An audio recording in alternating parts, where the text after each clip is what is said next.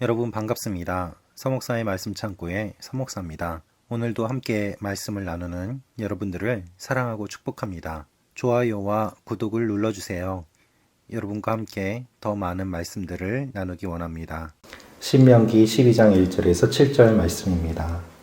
하나님께서 오늘 말씀은 우상을 없앨 것에 대한 말씀을 하십니다. 이 본문을 통해서 우리가 묵상할 수 있는 몇 가지 내용들이 있습니다.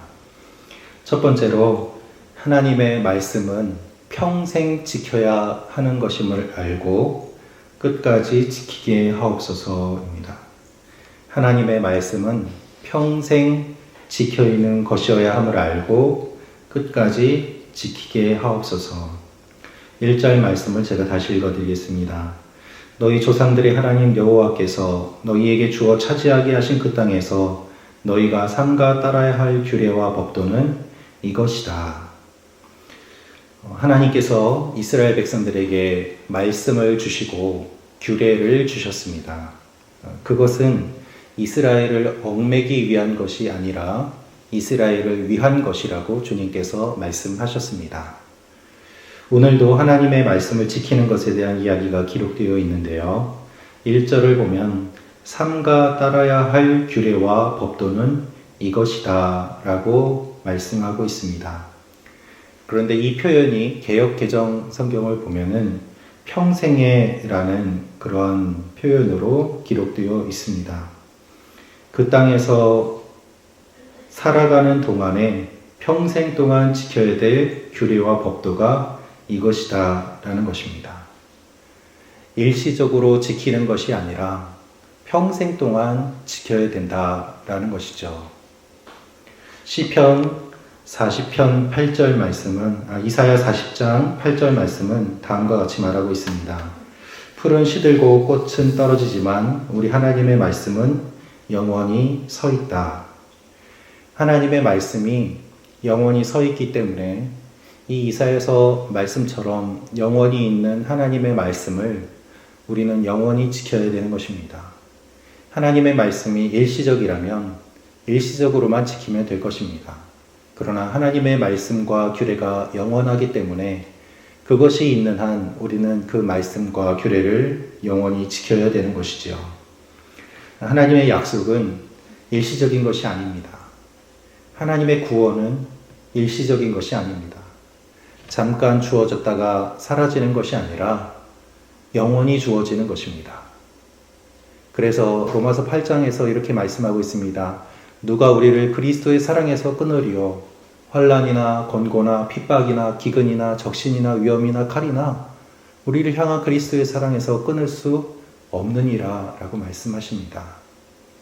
여러분, 하나님이 우리를 사랑하시는 것은 일시적인 사랑이 아닙니다. 영원한 사랑입니다. 할렐루야. 하나님의 구원은 영원하고 하나님의 말씀은 영원하고 주님의 규례는 영원합니다. 그래서 우리가 영원히 이 말씀을 지켜야 되는 것입니다. 그런데 어떤 분은 하나님의 말씀을 지키는데 일시적으로만 지키는 분이 있습니다. 예수님을 믿는데 일시적으로만 믿으시는 분도 계십니다. 나에게 있는 이 문제를 하나님이 해결해 주셨으면 하는 마음으로 믿지만 그 문제를 주님이 해결해 주시면 언제 그랬냐 싶게 믿음에서 떠나 다시 자기 마음대로 살아가는 분들도 가끔 보게 됩니다. 교회 생활 열심히 하다가 어느 순간 보이지 않게 되는 분도 있습니다. 본문은 하나님의 약속과 율법을 지키는 것이 가나안 땅에 거주를 가능하게 하는 조건임을 말하고 있습니다. 그 땅에서 하나님의 말씀을 지키면 너희가 그곳에서 오래 살게 될 것이다 라는 의미입니다. 가나안 땅에 들어가게 된 것도 하나님의 말씀에 순종해서 광야를 건너왔기 때문 아니겠습니까? 그렇기 때문에 그 땅에서 말씀을 지키는 그 동안에는 그 땅에서 살 수 있지만 그 말씀을 지키지 않으면 그 땅에서 살 수 없게 됨을 주님이 조건하는 얘기로 말씀하고 있습니다. 그리고 그 말씀대로 하나님의 말씀을 지키지 않았을 때 이방 민족들이 공격해오고 이스라엘이 포로로 잡혀가는 일들, 그리고 마지막에는 나라를 빼앗기는 일을 경험하게 됩니다. 하나님은 오늘도 우리를 불러주셨습니다. 할렐루야. 하나님은 오늘도 우리를 사랑하십니다. 우리가 어떻게 하나님을 영원히 사랑할 수 있을까요? 영원히 하나님을 사랑하고 섬길 것을 생각하면 우리 힘으로는 불가능합니다. 그러나 한 걸음 한 걸음 광야에서 그 길을 걸어갔을 때 가나안 땅에 들어가게 되었던 것처럼 우리의 인생도 하루하루 하나님 앞에 순종하며 나아가면 어느새 돌이켜보면 이만큼 순종해 왔다라는 것을 알게 되고 그것이 쌓여서 이 땅을 떠날 때까지 순종할 수 있게 될 것입니다. 여러분, 오래 길게 순종할 생각이 아니라 오늘 하루 주님이 주시는 은혜에 따라 순종해 보시기를 바랍니다. 그렇게 될 때 하나님께서 여러분들을 하나님의 은혜의 길로 인도해 주실 줄로 믿습니다. 그래서 우리가 이 새벽에 나와서 기도하고 단을 쌓는 이유가 그것입니다. 하루하루 쌓일 때 하나님께서 기억하시고 갚아주시고 또한 우리를 인도해 주실 줄로 믿습니다. 두 번째로 묵상할 수 있는 내용은 모든 산당을 완전히 없애게 하옵소서라는 것입니다. 모든 산당을 완전히 없애게 하옵소서. 2절에서 3절 말씀 우리 다시 한번 함께 읽도록 하겠습니다. 시작. 너희가 쫓아낼 민족들이 우상 섬기는 장소가 높은 산이든 낮은 언덕이든 수없이 우거진 숲 아래이든 모든 신당들을 완전히 없애버리라. 그들이 제단을 부수고 그들이 거룩하다고 여기는 우상 돌들을 깨며 아세라 산들을 불에 던지라. 그 신들의 모형을 베어버리고 그 이름들을 그곳에서 지워버리라. 아멘. 하나님은 가나안 사람들이 우상을 섬기는 것을 알고 계셨습니다. 다 보고 계셨습니다. 여러분, 우상을 섬긴다는 것은 무엇을 뜻할까요? 우상을 섬긴다는 것은 즐거움을 뜻했습니다. 우상 섬기는 게 즐거우니까 끝까지 우상을 섬기지 않았겠습니까? 우상 섬기는 것이 싫었다면 아마 우상을 섬기지 않았을 것입니다. 특별히 오랫동안 이스라엘 사람들 가운데 뿌리 뽑지 못한 것이 무엇인가 하면 바로 이 산당입니다. 산당은 영어로는 high place, 즉 높은 곳을 의미했습니다.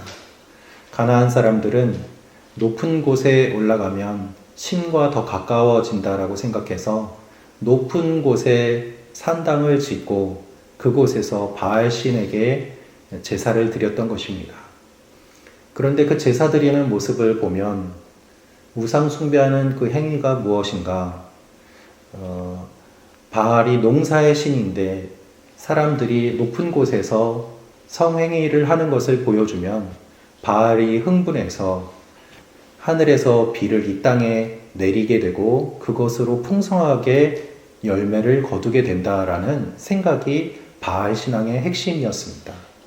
그래서 우상 숭배를 할 때에는 집단적으로 성적인 행위가 일어나게 되고 또한 먹을 것과 노래와 춤과 사람의 감각을 만족시켜주는 많은 것들이 행하여졌습니다.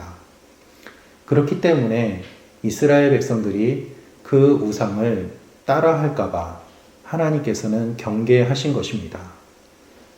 실제로 역사를 보면 가나안 땅을 정복하고 나서도 이 산당을 없애지 못하는 모습을 보게 됩니다.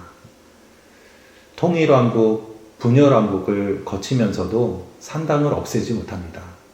계속해서 끝까지 이스라엘 백성들의 깊은 곳에 뿌리를 내린 것이 바로 우상 숭배고 산당 문화였습니다.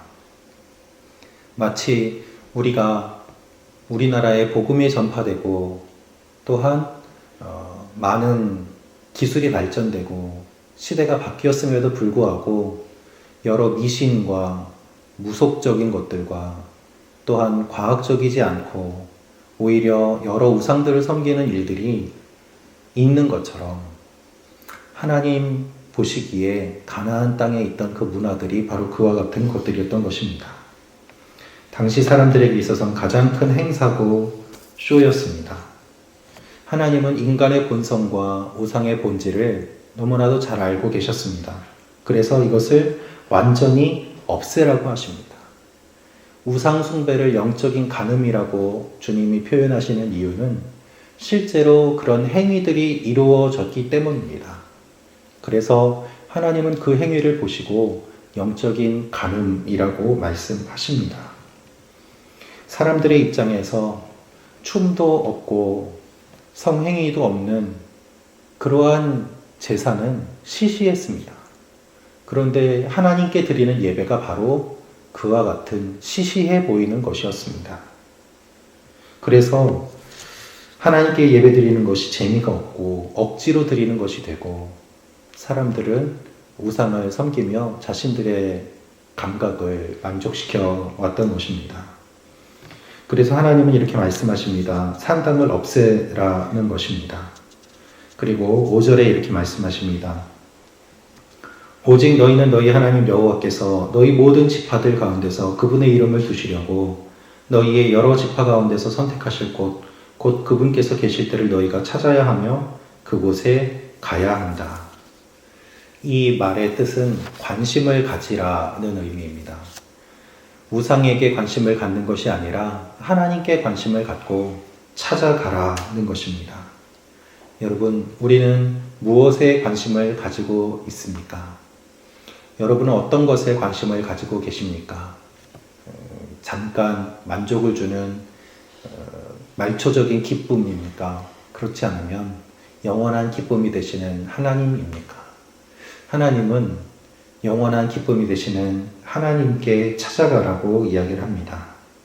우상에 관심을 갖지 말고 하나님께 관심을 가지라고 말씀하십니다.